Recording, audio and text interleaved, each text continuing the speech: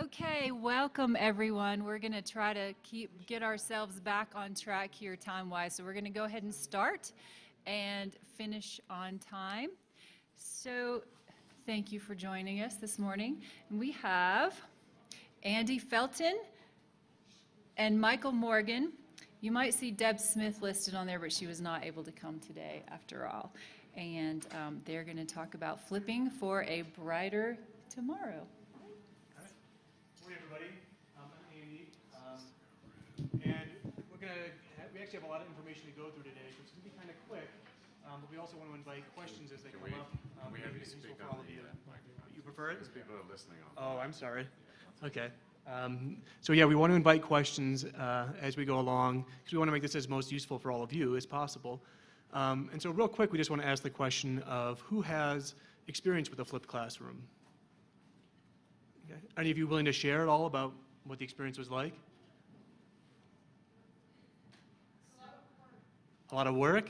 Okay, sure. We had a veterinary instructor that came to me, and we worked on flipping her class because she found the students, when they would come to class, they were ill prepared for doing the actual activity, so she removed the instruction portion of it and brought the activities in and made it a much more dynamic class. Okay, so you found that the students weren't necessarily prepared for the class experience, and so they had to make adjustments. Okay. Anyone else? No?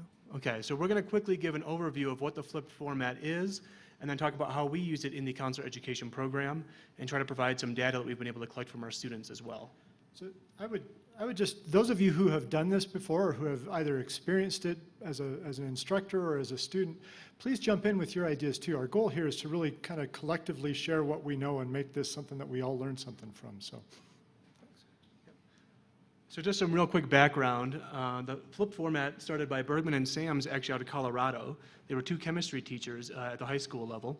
And they wanted to try to provide material for students that were missing their lectures during the day. And they found that the students were actually having a very positive reaction to this. And so they then started to provide more and more material online where the students could then access videos at home, and then they could start to apply that material in the classroom. So that's just a real brief overview of where the flipped classroom started. Did you have anything you wanted to add? Okay. So just a quick definition then of what a flipped classroom is. It simply inverts traditional teaching methods, delivering instruction online outside of classes, and shifting the homework into the classroom.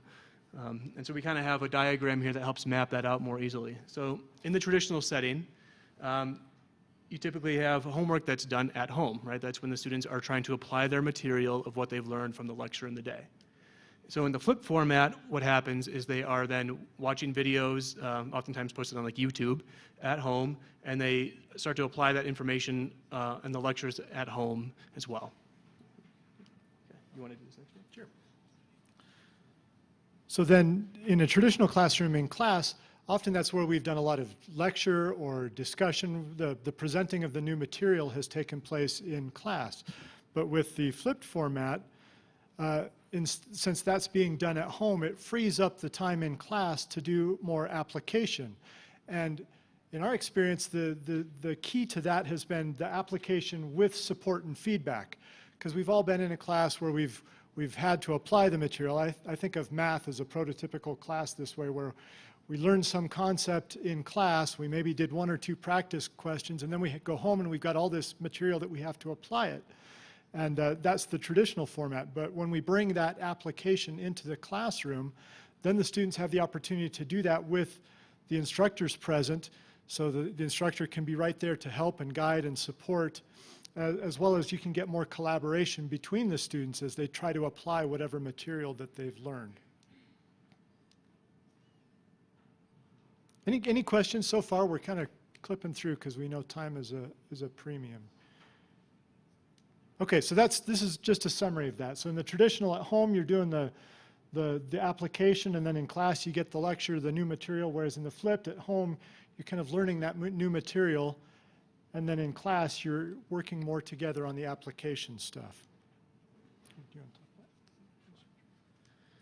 So there's not much research that's actually been published yet in the field, especially when it comes to higher education.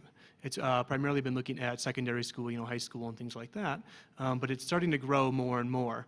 And what the research is finding is the support that students seem to be engaging more with the material and finding ways where they can actually apply it and make sense of it.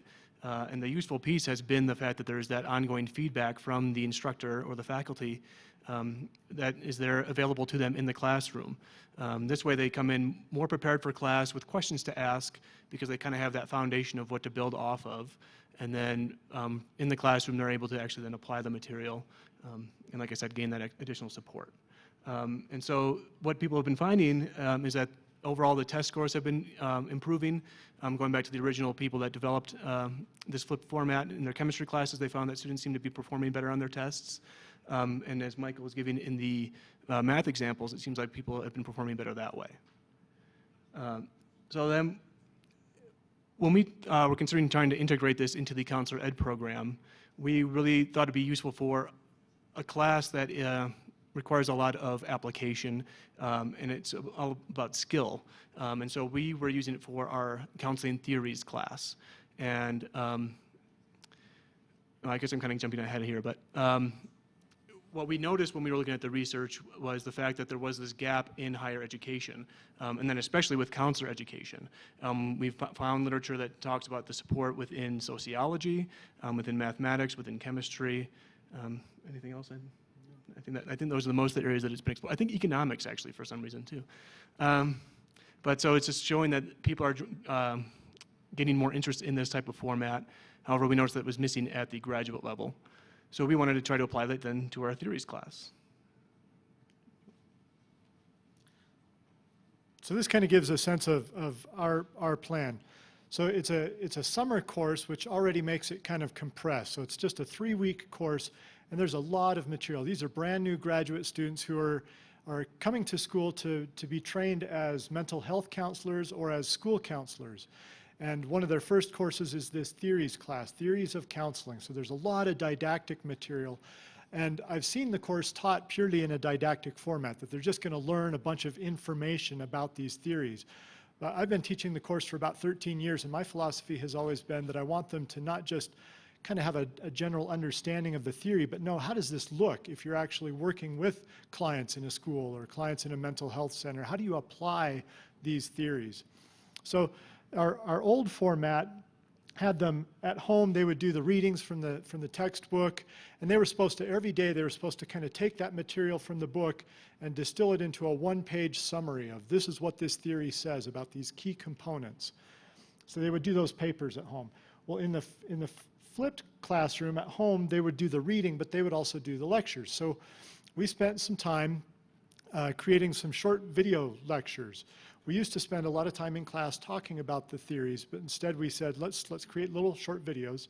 So each one is about 20 to 25 minutes long. And the research, the people who have done this more than us, suggested that that's probably about a good length to keep people's attention. It allows them to pause and kind of think about some things. So we created these videos, and that took quite a bit of time to come up with a condensed lecture, and then we'd video it, and we posted them. We stuck them on YouTube, and then we just worked the link into the Canvas format. So they would do their reading, and they would watch those lectures, but they wouldn't write the papers at home. So in class, we used to do the lecture, some discussion, and some very limited application. But when we flipped it, we had much more time for extended application and discussion. The missing component up here at home in the flipped format, they would read, they would watch the lecture, and then they would post something in a discussion thread. Not super effective with a 3-week summer class where we're meeting every day. But we wanted people to have a chance to kind of give a sense, what are the big questions? And then we would, before class each day, we would read through those and kind of distill what are the key concerns or what are the key things that we want to spend time on. And then we would spend maybe 10, 15 minutes just answering some of those key questions that came out of the readings, and then we would move right into application. I got ahead of myself too. So again, we made these brief lectures. One of the things that I think we did a nice job, and Andy was really good at this, is trying to make those lectures interactive. So we would often start out with a question. Hey, what do you think about this? Pause this and jot down some notes about this question. So it was a video lecture, but we tried to make it as interactive as we could. There were times when we would say, spend a little time thinking about this and bring jot down some notes and bring those. We're going to do an activity in class tomorrow where you'll use those. So we tried to make it more than just sit and watch this video, but we'd have them do some things and then bring those things to class. The focus with our course was really on the different aspects of these mental health theories. We'd say that there was a thinking component, there's a doing component, and a way of being that each theory suggests. And that may or may not be relevant to you all, but fits with kind of our material. So really understanding what your material is and how you want to structure those mini lectures. To me, it felt like a distillation process. There's all this material. How can we distill it into just what's the most essential information that we want them to know and remember? We would record them. We used a couple of different formats. You can just, if you've got a webcam, you can just kind of record yourself and then put that video into the PowerPoint and then upload that as a video into YouTube. I tried to use Camtasia, which is wonderful for the editing capacities, but I found myself, I would end up spending 5 hours because I didn't like the one word that I said each slide. My experience was, over time, I had to let go of some of that desire to have it be perfect. That could be just more my own issue, but you know, when you're in a classroom, it's not perfect. It just kind of flows, and I work really well when I've got an audience, but when I was just sitting in my office trying to record it, I was like, oh, I think I can say that better, so I would go back and re-record that, and it just took forever. Don't do that, is my recommendation. And as I mentioned, we created some online discussion, just questions and some brief comments, and we talked about how the summer format, the threaded discussion was not as much as it could be, and I think that makes sense. The students just didn't have the time to really have any sort of discussion. It was more just they were posting any questions or comments for us.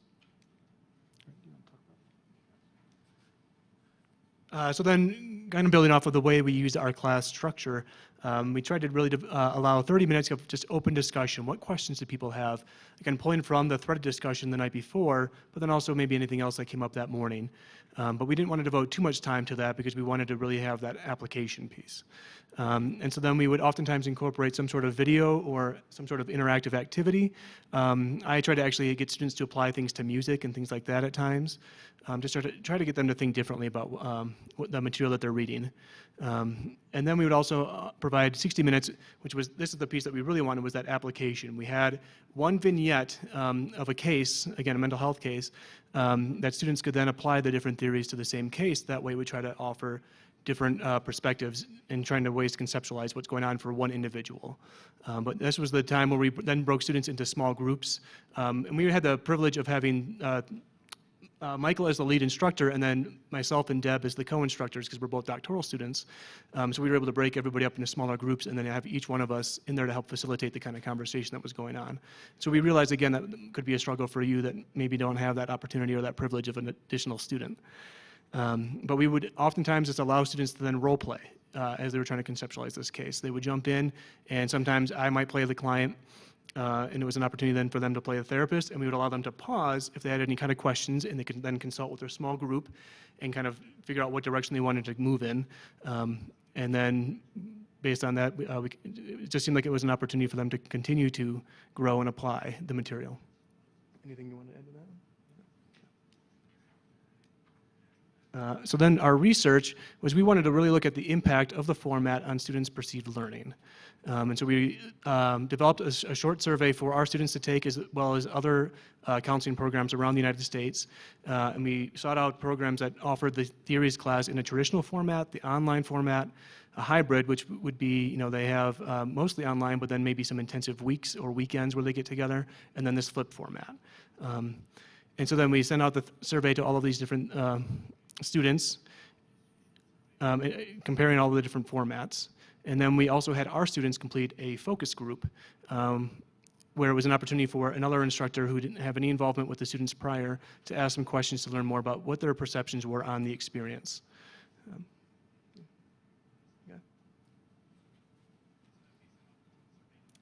So in the focus group, we really were trying we didn't tell them that we were doing anything different. We just kind of let them experience the course as if this is the way it was always done. But then in the focus group, we charted out some questions that we wanted our research consultant to help try and pull from the students. And the general impression that we got, not just at the end, but all throughout, was that the students really enjoyed this.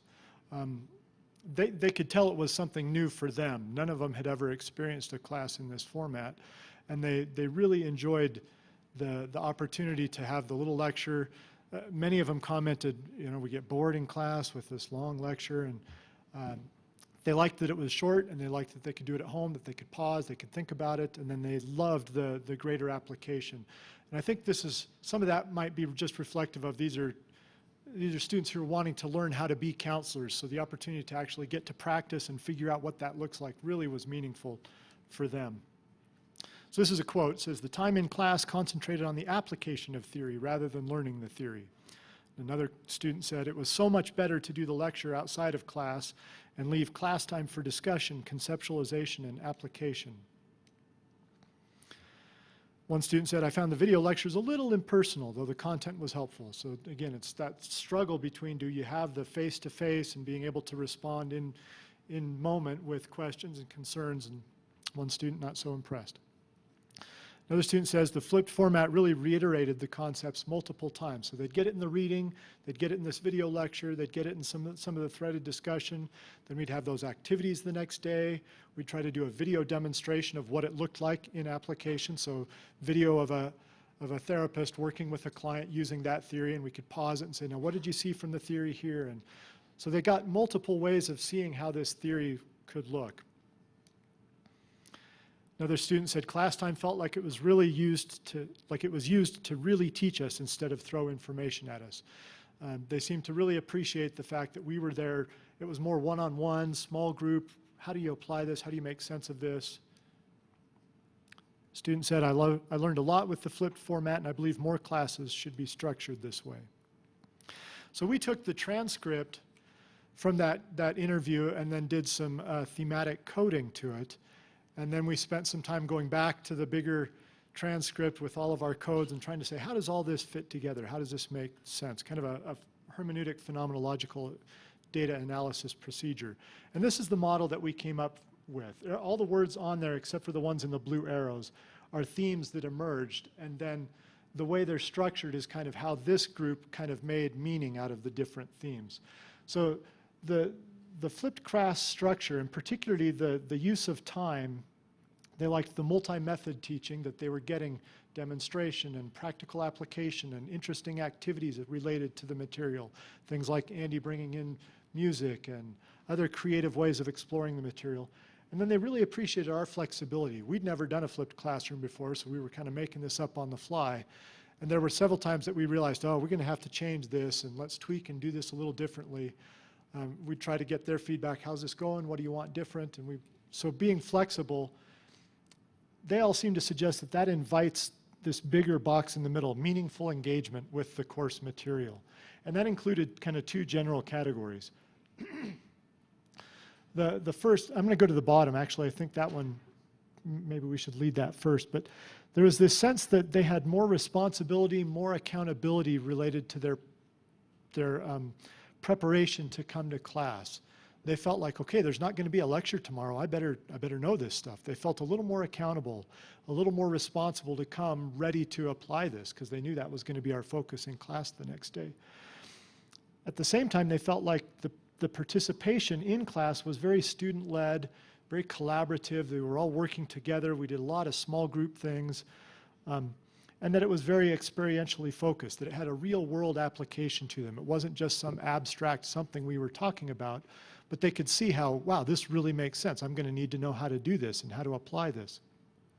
And those two components really supported each other, that enhanced preparation as well as the participation in class, and that's what kind of gave that meaningful engagement. And all of that, they almost universally agreed, led to what they called enhanced learning. We just felt like we learned this material better using this format. Anything you want to add? No, I mean, maybe just follow up with what we're sending out now. Oh yeah, so then this took place a year ago, and it was only their second course in the counseling program. So most of them had never had any graduate schooling, so we realized that some of the stuff that they were saying might be just new to being graduate students. So we gave them a year, and then we just sent out to do a member check. So we presented our model to them and the list of all the themes and codes, and we said, we know it's been a year, but to to your recollection, does this fit with what you felt the group was trying to communicate in that focused group? And then now that you've had a year with a lot of other courses, most of them in the traditional format, what's your opinion? And we're starting to get some of that data back now, and students continue to say, yeah, it really seems to fit. I don't know that it would work for every class, but for classes where there's a lot of didactic material, but a really important application component, it really seems to be ideal. So continued kind of strong support for it. All right. So then we just wanted to share a little bit about our process, our experience of trying to do this flip format for the first time. Somebody had mentioned earlier about how it was just a big investment. It took a lot of time to get things started. We felt the exact same thing. As Michael talked about, he was pretty critical of himself when he was recording, and I felt the same exact pressure. I wanted to try to say things just right, even though I realized in a live experience like this, things don't always come out the way I want them to. But then honestly, it seemed like once we got our video set and things like that, the discussion seemed to flow much more naturally, and it seemed like it was much easier to get on a day-to-day basis to try to get students just engaged and involved with the material.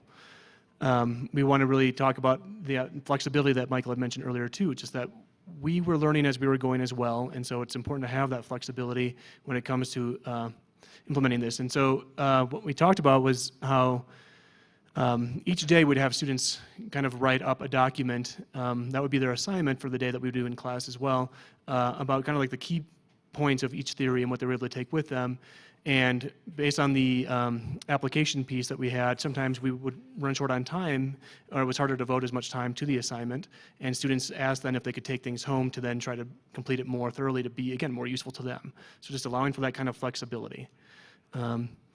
As Michael has been making point of throughout this whole discussion today too, of just the fact that the online component where we ask students to respond to a threaded discussion just wasn't as useful. That 3-week time frame just makes it difficult for students to then keep up with that and then also just contribute their ideas when things don't necessarily get absorbed as easily overnight. But we also really enjoyed the opportunity to interact more with the students and provide the direct feedback to them in class. And it felt like there was a lot less pressure to cover the content beforehand because there was an opportunity for them to, as we had in our model, that multi-method, they would read it, they would have the lecture, they would have discussion, and then we would get to discuss more in class and apply. And so it was just an opportunity for us to really have that multi-method of teaching and felt less pressure for us to then make sure that everything was covered in the daily lecture. So just on that last point, that was probably the most unique component for me. I'd never made time within a class for them to type up an assignment that they were going to turn in. I'd never done that before and found that really useful just in terms of the quality of their products. So they would work in pairs, and we had the fortune to teach the course in a computer lab that had some big open space so we could pull chairs in and we could do a lot of things. The space was really flexible. But then as they were typing up these little summaries of the theory, we would circulate around and kind of make comments and say, now what does this really mean here? And so they were thinking about how they were writing, and the quality of the writing improved. I think they were getting the theories, but the quality of their writing improved with having us be able to provide some live mentoring of how that took place, and that was a good experience for me. Okay, so we're actually at the end here, so we want to see if any of you have any questions or comments, anything like that. We have just a few more minutes. Yeah, in the back. Oh.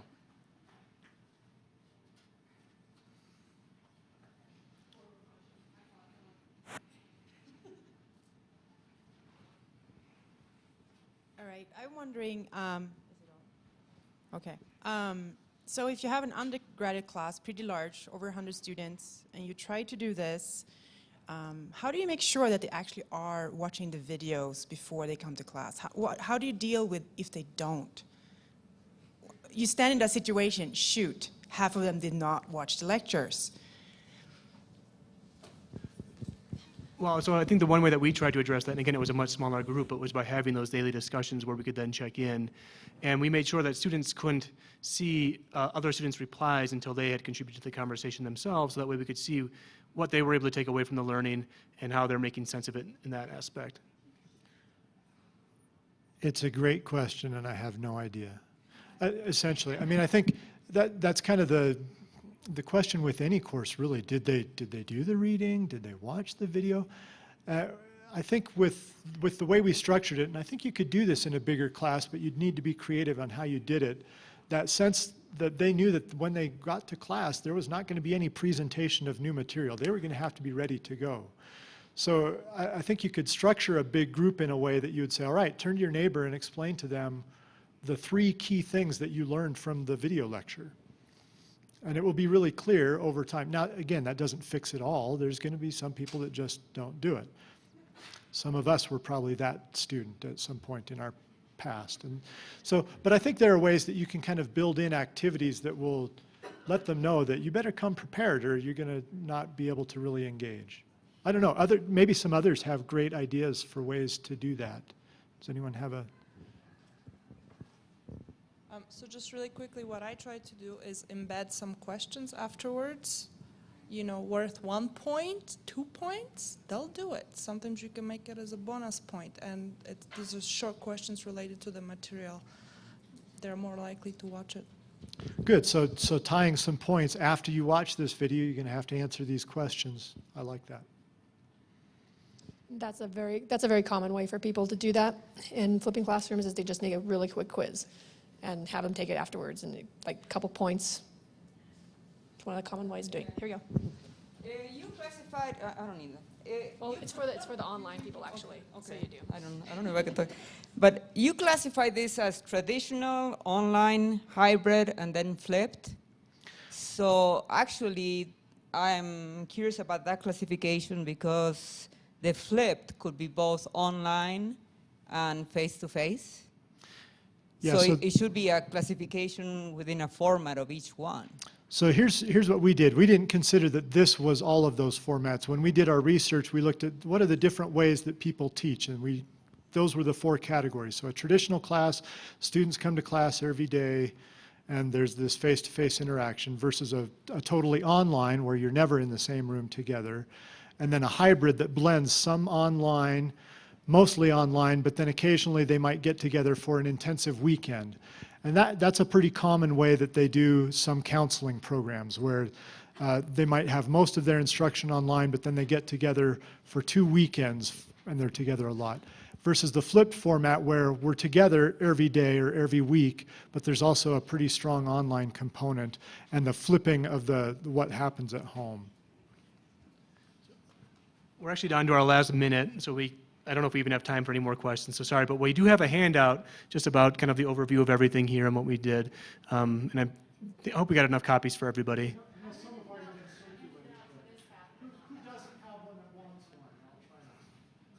Yeah. And so we just wanted to take the time to then thank you for listening to us today.